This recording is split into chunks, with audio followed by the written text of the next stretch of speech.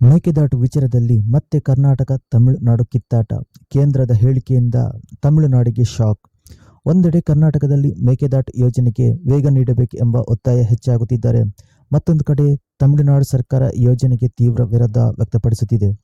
ಆದರೆ ಈಗ ಈ ವಿವಾದಕ್ಕೆ ಹೊಸ ತಿರುವು ಸಿಕ್ಕಿದೆ. ಕೇಂದ್ರ ಸರ್ಕಾರ ಸಂಸತ್ನಲ್ಲಿ ನೀಡಿರುವ ಹೇಳಿಕೆಯನ್ನು ಮೇಕೆದಾಟು ಯೋಜನೆಗೆ ತಮಿಳುನಾಡಿನ ಒಪ್ಪಿಗೆ ಕಡ್ಡಾಯವೇ? ಸುಪ್ರೀಂ ಕೋರ್ಟ್ ತೀರ್ಪಿನಲ್ಲಿ ನಿಜವಾಗ್ಲೂ ಏನು ಹೇಳಲಾಗಿದೆ? ಮತ್ತು ತಮಿಳುನಾಡು ಮುಖ್ಯಮಂತ್ರಿ ಸಿ ಜೋಸೆಫ್ ವಿಜಯ್ ಅವರು ಪ್ರಧಾನಿ ನರೇಂದ್ರ ಮೋದಿಯವರಿಗೆ ಪತ್ರ ಬರೆದು ಏಕೆ ಮಧ್ಯಪ್ರವೇಶಕ್ಕೆ ಒತ್ತಾಯಿಸಿದ್ದಾರೆ? ಈ ಎಲ್ಲ ಪ್ರಶ್ನೆಗಳಿಗೆ ಉತ್ತರವನ್ನು ಈ ವಿಡಿಯೋದಲ್ಲಿ ಸಂಪೂರ್ಣವಾಗಿ ತಿಳಿಸುತ್ತೇನೆ. ಮೊದಲಿಗೆ ಮೇಕೆದಾಟು ಯೋಜನೆ ಎಂದರೇನು? ಮೇಕೆದಾಟು ಯೋಜನೆ ಕರ್ನಾಟಕ ಸರ್ಕಾರ ಪ್ರಸ್ತಾಪಿಸಿರುವ ಕಾವೇರಿ ನದಿಯ ಮೇಲಿನ ಬಹು ಉದ್ದೇಶಕ ಯೋಜನೆಯಾಗಿದೆ. ಕರ್ನಾಟಕದ ಪ್ರಕಾರ ಈ ಯೋಜನೆಯ ಪ್ರಮುಖ ಉದ್ದೇಶಗಳಲ್ಲಿ ಬೆಂಗಳೂರಿನ ಕುಡಿಯುವ ನೀರಿನ ಅಗತ್ಯ ಪೂರೈಸುವುದು, ನೀರಿನ ಹರಿವನ್ನು ನಿಯಂತ್ರಿಸುವುದು ಮತ್ತು ಜಲವಿದ್ಯುತ್ ಉತ್ಪಾದನೆ ಸೇರಿವೆ. ಕರ್ನಾಟಕ ಹಿಂದಿನ ಯೋಜನೆ ಪ್ರಸ್ತಾವನೆಗೆ ಪ್ರಕಾರ ಮೇಕೆದಾಟು ಯೋಜನೆಯಿಂದ ಸುಮಾರು 400 ಮೆಗಾವ್ಯಾಟ್ ಜಲವಿದ್ಯುತ್ ಉತ್ಪಾದಿಸುವ ಉದ್ದೇಶವಿದೆ. ಆದರೆ ಈ ಯೋಜನೆ ಇರುವ ಸ್ಥಳ ಮತ್ತು ಕಾವೇರಿ ನದಿಯ ನೀರಿನ ಹರಿವಿನ ಕಾರಣದಿಂದಾಗಿ ತಮಿಳುನಾಡು ಆರಂಭದಿಂದಲೂ ಇದಕ್ಕೆ ವಿರೋಧ ವ್ಯಕ್ತಪಡಿಸುತ್ತಿದೆ. ತಮಿಳುನಾಡಿನ ಆತಂಕ ಏನೆಂದರೆ, ಮೇಕೆದಾಟಿನಲ್ಲಿ ಜಲಾಶಯ ನಿರ್ಮಾಣವಾದರೆ ಕರ್ನಾಟಕವು ಕಾವೇರಿ ನೀರಿನ ಹರಿವನ್ನು ನಿಯಂತ್ರಿಸುವ ಸಾಮರ್ಥ್ಯವನ್ನು ಹೆಚ್ಚಿಸಬಹುದು. ಇದರಿಂದ ತಮಿಳುನಾಡಿಗೆ ಸಿಗಬೇಕಾದ ನೀರಿನ ಹರಿವಿನ ಮೇಲೆ ಪರಿಣಾಮ ಬೀರುವ ಸಾಧ್ಯತೆ ಇದೆ ಎಂಬುದು ತಮಿಳುನಾಡಿನ ವಾದ. ಕರ್ನಾಟಕ ಮಾತ್ರ ಈ ವಾದವನ್ನು ಒಪ್ಪುವುದಿಲ್ಲ. ಕರ್ನಾಟಕದ ಪ್ರಕಾರ ಮೇಕೆದಾಟು ಯೋಜನೆಯಿಂದ ತಮಿಳುನಾಡಿಗೆ ಕಾನೂನುಬದ್ಧವಾಗಿ ನೀಡಬೇಕಾದ ಕಾವೇರಿ ನೀರಿನ ಪಾಲಿಗೆ ಯಾವುದೇ ರೀತಿಯ ಧಕ್ಕೆಯಾಗುವುದಿಲ್ಲ. ಈಗ ವಿವಾದಕ್ಕೆ ಹೊಸ ತಿರುವು ಏಕೆ ಎಂಬುದನ್ನು ನೋಡೋಣ. ಇದಕ್ಕೆ ಕಾರಣ ಸಂಸತ್ನಲ್ಲಿ ಕೇಂದ್ರ ಜಲಶಕ್ತಿ ಸಚಿವಾಲಯ ನೀಡಿರುವ ಇತ್ತೀಚಿನ ಉತ್ತರ. ಪಿಎಂಕೆ ಸಂಸದ ಡಾಕ್ಟರ್ ಅನ್ಬುಮಣಿ ರಾಮದಾಸ್ ಅವರು ಮೇಕೆದಾಟು ಯೋಜನೆಗೆ ಸಂಬಂಧಿಸಿದಂತೆ ಪ್ರಶ್ನೆ ಕೇಳಿದ್ದರು. ಪ್ರಶ್ನೆಯ ಮುಖ್ಯ ಅಂಶ, ಕರ್ನಾಟಕವು ಕಾವೇರಿ ನದಿಗೆ ಸಂಬಂಧಿಸಿದಂತೆ ಯಾವುದೇ ಹೊಸ ನಿರ್ಮಾಣ ಕಾರ್ಯ ಕೈಗೊಳ್ಳುವ ಮೊದಲು ತಮಿಳುನಾಡು ಸೇರಿದಂತೆ ಕೆಳಹರಿವಿನ ರಾಜ್ಯಗಳ ಒಪ್ಪಿಗೆ ಪಡೆಯಬೇಕೇ? ಇದಕ್ಕೆ ಕೇಂದ್ರ ಜಲಶಕ್ತಿ ರಾಜ್ಯ ಸಚಿವ ರಾಜ್ಭೂಷಣ್ ಚೌಧರಿ ಅವರು ಲಿಖಿತ ಉತ್ತರ ನೀಡಿದ್ದಾರೆ. ಕೇಂದ್ರ ಸರ್ಕಾರದ ಉತ್ತರದ ಪ್ರಕಾರ 2018ರ ಸುಪ್ರೀಂ ಕೋರ್ಟ್ ಕಾವೇರಿ ತೀರ್ಪಿನಲ್ಲಿ ಕರ್ನಾಟಕವು ಕಾವೇರಿ ನದಿಗೆ ಯಾವುದೇ ರೀತಿಯ ರಚನೆ ನಿರ್ಮಿಸಲು ತಮಿಳುನಾಡು, ಕೇರಳ ಅಥವಾ ಪುದುಚೇರಿಯ ಒಪ್ಪಿಗೆ ಪಡೆಯಬೇಕು ಎಂದು ಸ್ಪಷ್ಟವಾಗಿ ಹೇಳಲಾಗಿಲ್ಲ. ಅಂದರೆ ಮೇಕೆದಾಟು ಯೋಜನೆಗೆ ತಮಿಳುನಾಡಿನ ಒಪ್ಪಿಗೆ ಕಡ್ಡಾಯ ಎಂದು ಸುಪ್ರೀಂ ಕೋರ್ಟ್ ತೀರ್ಪು ನೇರವಾಗಿ ಹೇಳಿಲ್ಲ ಎಂಬುದು ಕೇಂದ್ರದ ನಿಲುವಾಗಿದೆ. ಈ ಹೇಳಿಕೆ ಇದೀಗ ಕರ್ನಾಟಕ ಮತ್ತು ತಮಿಳುನಾಡಿನ ರಾಜಕೀಯ ಹಾಗೂ ಕಾನೂನು ವಿವಾದಕ್ಕೆ ಹೊಸ ಆಯಾಮ ನೀಡಿದೆ. ಆದರೆ ಇಲ್ಲಿ ಒಂದು ಪ್ರಮುಖ ಕಾನೂನು ಪ್ರಶ್ನೆ ಇದೆ.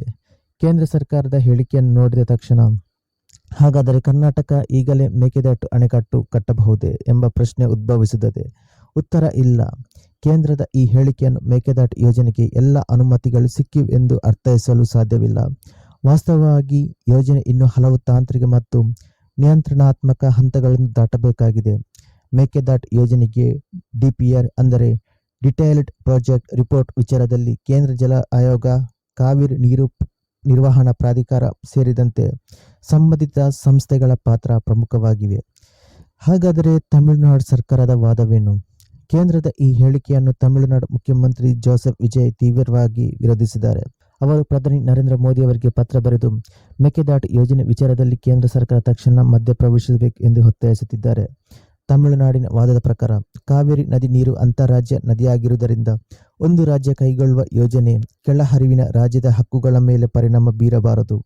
ವಿಶೇಷವಾಗಿ ತಮಿಳುನಾಡಿನ ವಾದದಲ್ಲಿ ಕಾವೇರಿ ನೀರಿನ ತೀರ್ಪಿನ ಕೆಲವು ನಿಯಮ ಮತ್ತು ಅಂತಾರಾಜ್ಯ ನದಿ ನೀರಿನ ಹಕ್ಕುಗಳ ರಕ್ಷಣೆ ವಿಚಾರ ಪ್ರಮುಖವಾಗಿವೆ.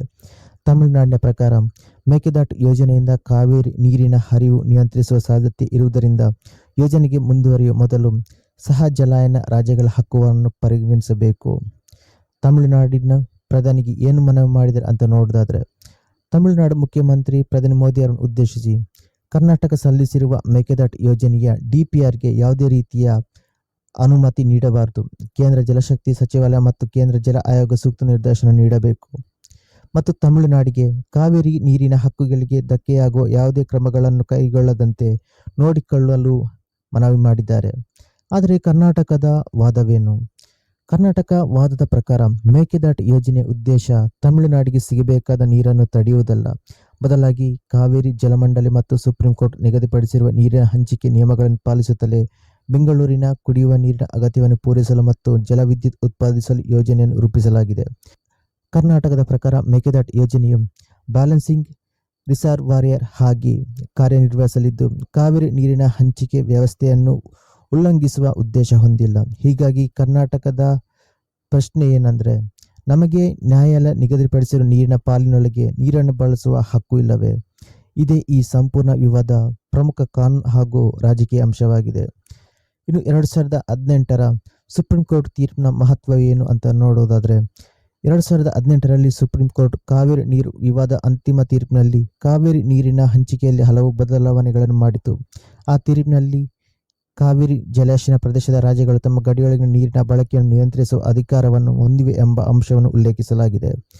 ಆದರೆ ಈ ಅಧಿಕಾರವು ಕಾವೇರಿ ನ್ಯಾಯಮಂಡಳಿ ತೀರ್ಪು ಹಾಗೂ ಸುಪ್ರೀಂ ಕೋರ್ಟ್ನ ಅಂತಿಮ ಆದೇಶಕ್ಕೆ ವಿರುದ್ಧವಾಗಿರಬಾರದು ಅಂತ ಹೇಳಿದ್ದಾರೆ. ಈಗ ಮೇಕೆದಾಟು ವಿಚಾರದಲ್ಲಿ 3 ಪ್ರಮುಖ ಹಂತಗಳು ಗಮನಾರ್ಹವಾಗಿದೆ. ಮೊದಲನೆಯದು ಕರ್ನಾಟಕದ DPR. ಕರ್ನಾಟಕ ತನ್ನ ಯೋಜನಾ ವರದಿಯನ್ನು ಮುಂದಿನ ಹಂತದ ಪರಿಶೀಲನೆ ಮತ್ತು ಅನುಮೋದನೆಗಾಗಿ ಮುಂದುವರಿಸಬೇಕಾಗಿದೆ. ಎರಡನೆಯದು ಕೇಂದ್ರದ ತಾಂತ್ರಿಕ ಸಂಸ್ಥೆಗಳ ಪರಿಶೀಲನೆ. ಕೇಂದ್ರ ಜಲ ಆಯೋಗ ಮತ್ತು ಇತರ ಸಂಬಂಧಿತ ಸಂಸ್ಥೆಗಳ ಪರಿಶೀಲನೆ ಮತ್ತು ಅನುಮತಿಗಾಗಿ ಪ್ರಮುಖವಾಗಿವೆ. ಮೂರನೆಯದು ತಮಿಳುನಾಡಿನ ಕಾನೂನು ಮತ್ತು ರಾಜಕೀಯ ಹೋರಾಟ. ತಮಿಳುನಾಡು ಈಗಾಗಲೇ ಯೋಜನೆ ವಿರೋಧ ವ್ಯಕ್ತಪಡಿಸಿದ್ದು, ತನ್ನ ಕಾವೇರಿ ನೀರಿನ ಹಕ್ಕುಗಳಿಗೆ ಧಕ್ಕೆಯಾಗದಂತೆ ಕೇಂದ್ರ ಸರ್ಕಾರ ಮಧ್ಯಪ್ರವೇಶಿಸಬೇಕೆಂಬುದು ಒತ್ತಾಯಿಸುತ್ತಿದೆ. ಹೀಗಾಗಿ ಮೇಕೆದಾಟು ಯೋಜನೆ ಈಗ ಕೇವಲ ಒಂದು ಅಣೆಕಟ್ಟು ನಿರ್ಮಾಣದ ವಿಚಾರವಾಗಿ ಉಳಿದಿಲ್ಲ.